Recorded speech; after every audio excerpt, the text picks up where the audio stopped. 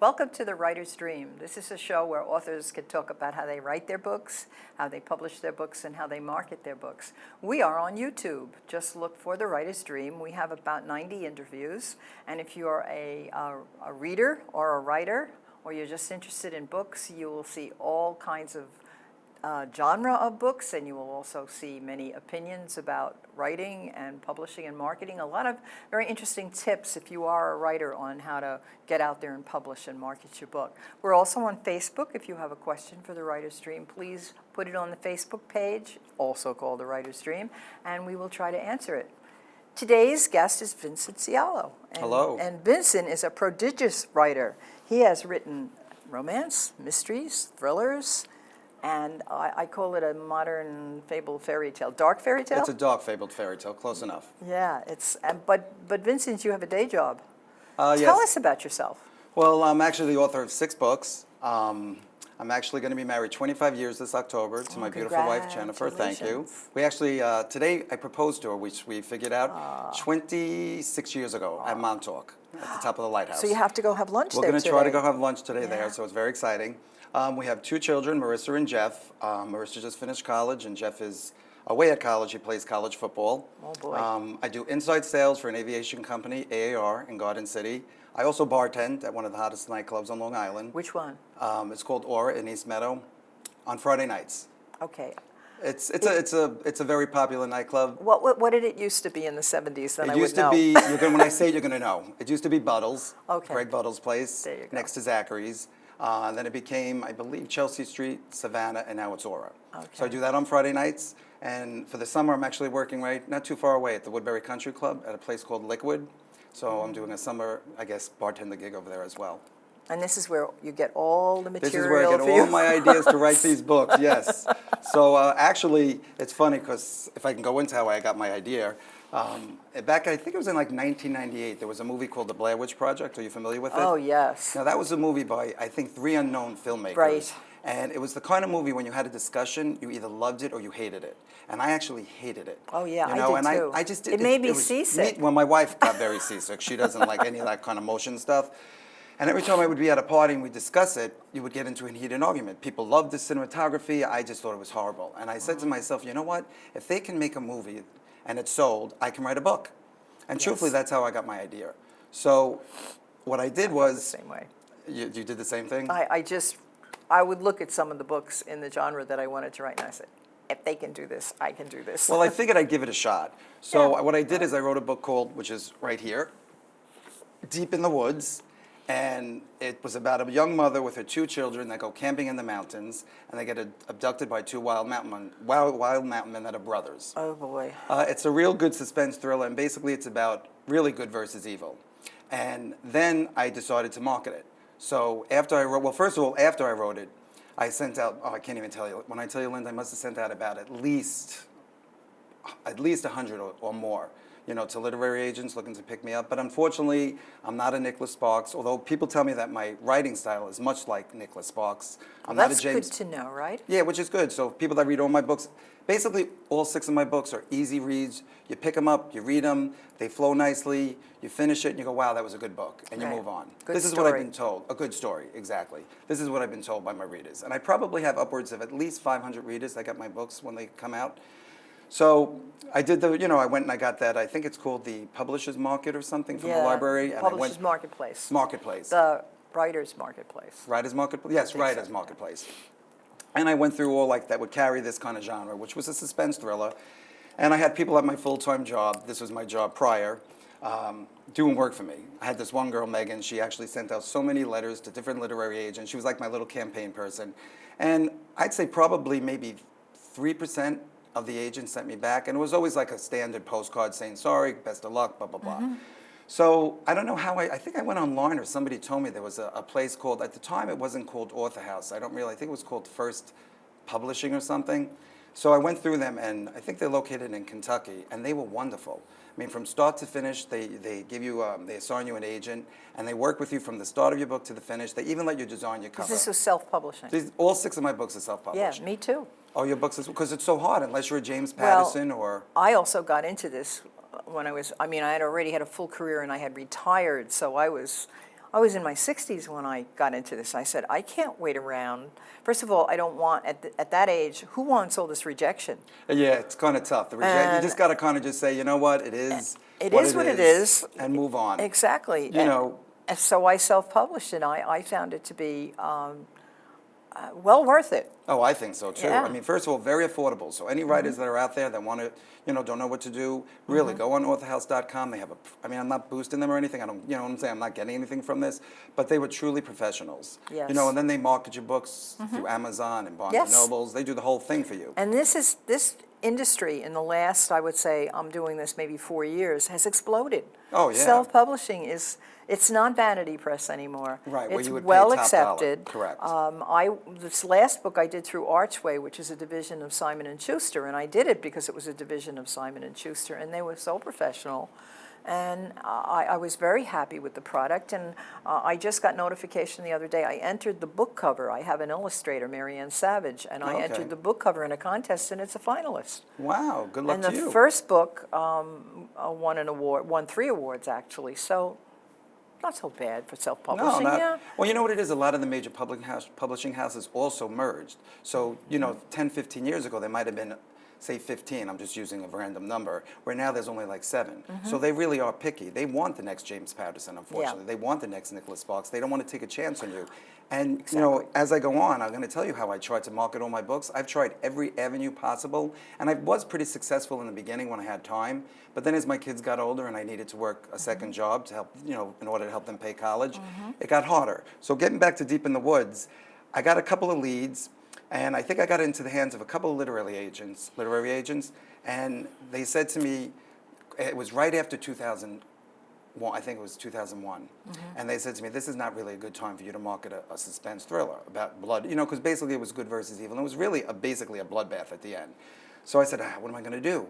So put down my Deep in the Woods, and I decided to write a book called The Rocking Chair.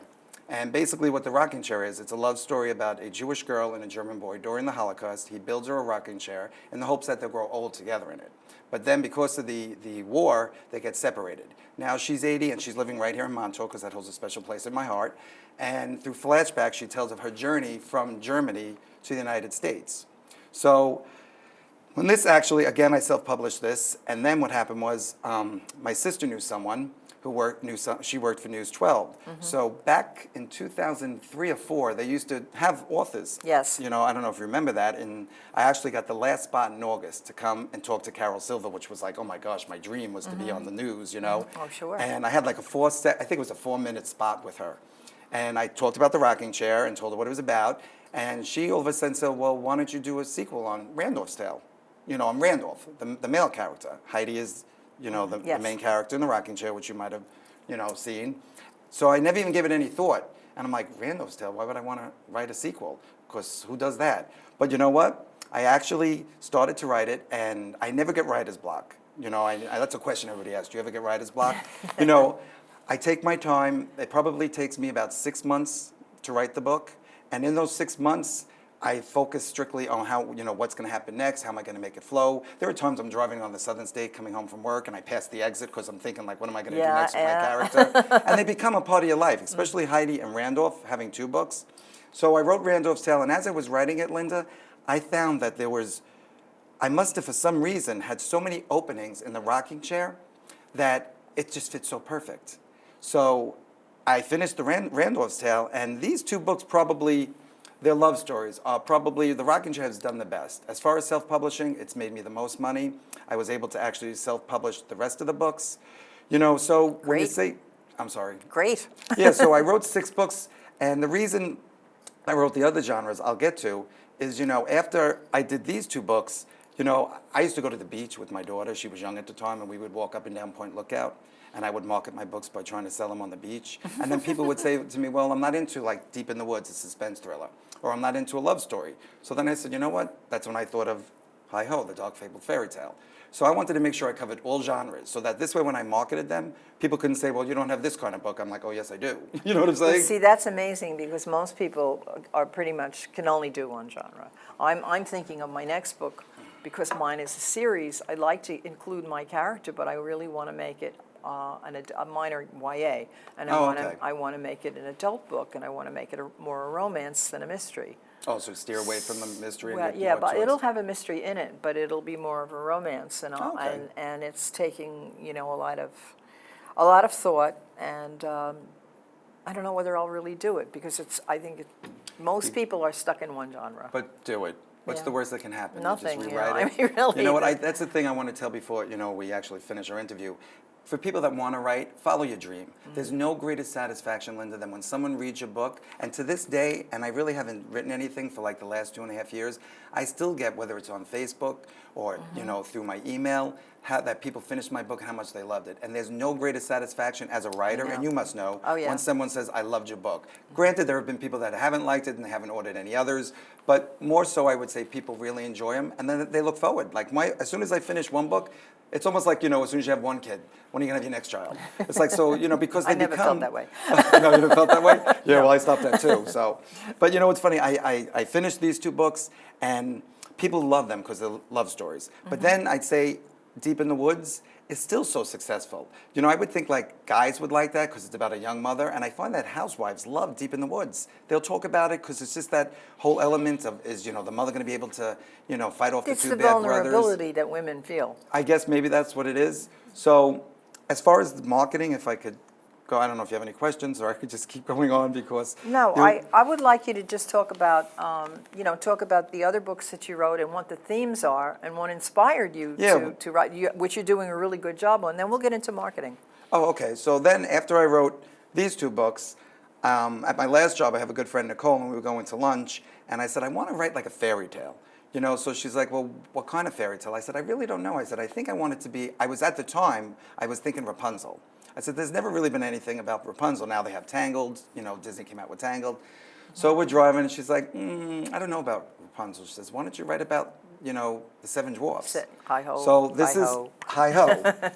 So I said, 7 dwarfs? How can you write about the 7 dwarfs? Like, what could I write? Please, you could write a psychology book about the 7 Exactly. dwarfs. So once I started, now this book was fun because this was totally my imagination. Like these books, I did a lot of research because there's a lot of concentration camps and parts in Germany that I had to make sure were historical and correct.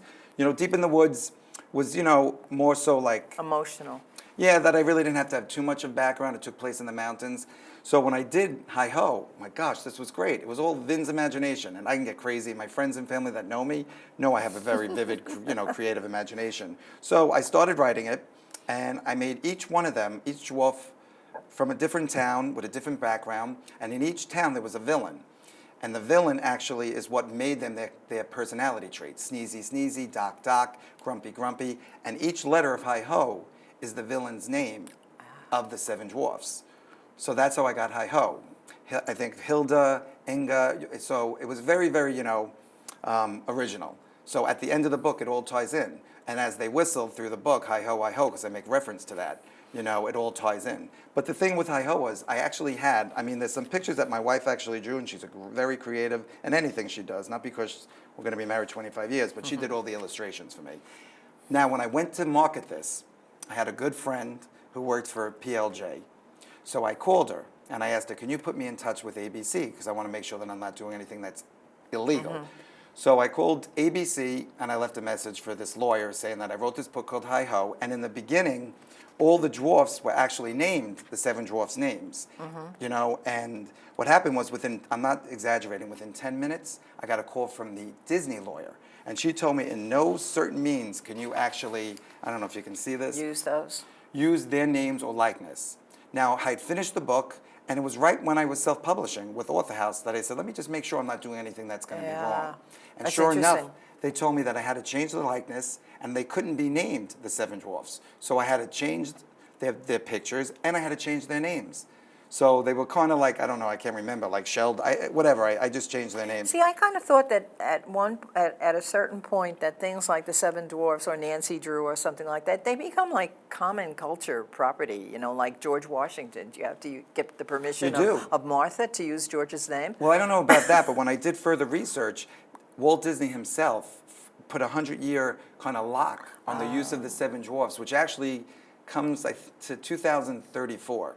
then I think unless they renew it, you can pretty much do anything with the Seven Dwarfs you want. Snow White is by, I think, So then the it Grimm has, brothers. there has to be a legal thing there in place. I Otherwise you believe can so. I'm use not it. really accurate, but Yeah. it kind of was a little tough with that, and so I still went forward with it. This one, I have, again, like I said, I have close to 500 readers. I wish it was 500,000. But some people, like just the other day, one of my friends said to me, you know what? Because I told him I was going to be on your show. He said, I think my favorite book was Hi Ho, and I'm like, really? Out of the 6 books? So this one did really well. It's a fun book. It was all about me. Yeah. Creating what I thought the Seven Dwarfs. But now, if you watch Once Upon a Time, they have the Seven Yes. Dwarfs. So I know, but Go they must figure. have got, well, I'm sure they got permission. I mean, Well, some of the that's- stuff that you see on television, Sleepy Hollow and all of those shows that's there. Brothers Grimm, I think. I think Snow White's not But owned by there's Disney. one called Sleepy Hollow too. Yeah, and yeah, then that's a there's the show. Brothers Grimm, and then there's, Right, there's a bunch. So I don't think Snow White was owned by Disney. So it's interesting. I was kind of saying I wish Once Upon a Time could have taken mine because, like I made one of them with a brother and sister, one of the dwarfs. One of them had 2 brothers. One of them was an orphan. One of them was an only child. So it really was fun for me to write about them. Sure. Because total imagination. So after that one, I decided to write a suspense thriller. that's the mystery, right? This is the Not by Choice. This is almost in the likes, and I hate to say it, Linda, of the 50 Shades of Grey, because it's a little steamy. It's about a 28-year-old guy who stumbles upon an organization, basically that's killing innocent people for body parts. That's why it's called Not by Choice. So he comes from the West Coast to the East Coast, which I wrote all about Long Island, where I'm from, like Belmore and Wantor. So people from that area that read it were like, oh my God, I could relate to this place. I put like a hotel on Sunrise Highway, well, a motel. So this one, again, is about a young guy who stumbles upon an organization, and then he wants to come to he wants to come to terms to what's happening and how we can solve it, because back home he's actually a reporter for his father's magazine. But of course he falls in love with somebody, and there's a love story and I guess suspense to it. So that was this one. And the last one, and I hope I'm not talking too much, but I'm just trying to. No. And this one, I turned 50, I guess, at the time, and I said, you know what, I want to write a spiritual book. Because there was a book called, I don't know if you're familiar, The Shack. Do you remember The Shack? I loved The Shack. I loved The Shack, too. Yeah. About how he interpreted the Holy Spirit, the Holy Trinity. Yeah. I thought it was beautiful. Yes. So I said, you know what, I want to write a spiritual book. So I took this guy, and his name was, oh gosh, I'm Jack. And he turned 50, but growing up, he had nothing but, I don't know if you read about this, but he had nothing but tragedy after tragedy. So he's kind of a loner, and he just feels like nothing's going right in his life, and he wants to really commit suicide. So he goes to Coney Island, and he's going to jump off the Wonder Wheel, but then something happens that changes his life.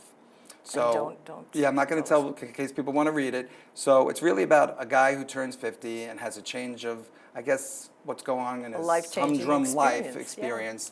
And pretty good. And then and what it's about is he gets to meet Jesus, and he gets to walk the 4 seasons with him to see what his life. It's almost like It's a Wonderful Life. He gets to see what his life was all about. Sounds good. So those are my 6 books, and like I said, each person that reads them has a different taste. Someone might like a suspense thriller. Now, like I said, no one can tell to me you haven't done this genre because I covered all bases. You certainly did. So talk about marketing. Gosh, Isn't it hard? Yeah, well, you self-publish, right? It Yeah. is so hard. I mean, I've tried everything. I can give you a couple of examples. I had a friend in the bank. She was a teller, and she was the president of Billy Ray Cyrus's fan club. So she went back in like 2005 to go see him at Mohegan Sun. So when she went to see him, I should have brought the picture. I had a picture with Billy Ray Cyrus actually holding my rocking chair, made out to his wife. So that was kind of cool to say that I got in the hands of Billy Ray Cyrus. Then I also did my cousin's best friend's sister was the audience staff member for Tony Danza. So I sent, I think at the time I had 4 or 5 books, copies to Tony Danza. And I heard they were actually on his bookshelf in the city. So I was excited to hear about that too. But as far as the marketing, I read online that you can, send like to when at the time Rosie O'Donnell had a show. I actually met Rosie O'Donnell and gave her my books because she had a couple of book signings here on Long Island. And I actually, went to see her and gave her my book. She said she was going to get back to me. Her publicity manager emails me saying to me that she doesn't really have time. And, but then I read if you send like the receiving guy for her show, like a bouquet of flowers, of fake flowers in a vase, chances are he'll give her the books. So I did that for Oprah. So never heard anything, and Oprah's almost impossible. But I said to myself, well, somebody in shipping got a nice vase with fake flowers, Yes. you know. So as far as marketing, like I said, I had that one girl that was sending out a lot of letters for me. You know, I went, when I had time. It's very hard now because, again, I'm working, you know, full-time job as well as a part-time job. So, you know, I don't have that free time like I did maybe 6 or 7 years ago. Well, the advice I've been given is to start local instead of going, you know, to the biggies first. Start local. Okay. And some of the things that you might try, which you may have tried, is local bars, cafes. Okay. Will sometimes allow authors to, if they have the right, you know, kind of setting for it,